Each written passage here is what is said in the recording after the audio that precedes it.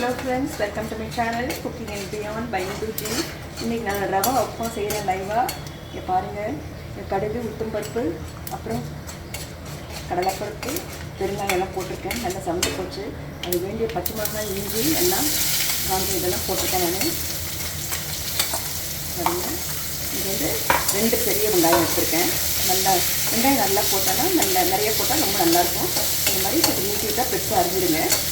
அடுத்தது மீன்பாய் நம்ம என்ன பண்ணோம், அதுக்கு முன்னே ரவையை நல்லா வறுத்துடணும்.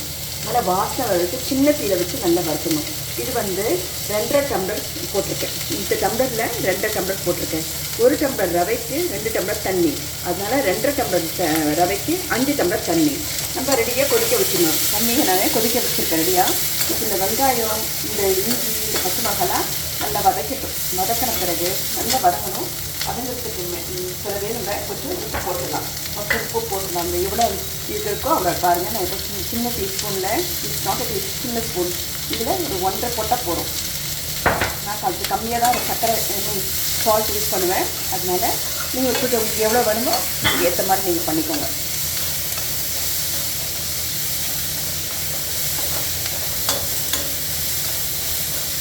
ரொம்ப சவக்கணும்னு சரி கிடையாது, இந்த மாதிரி பண்ணுங்க.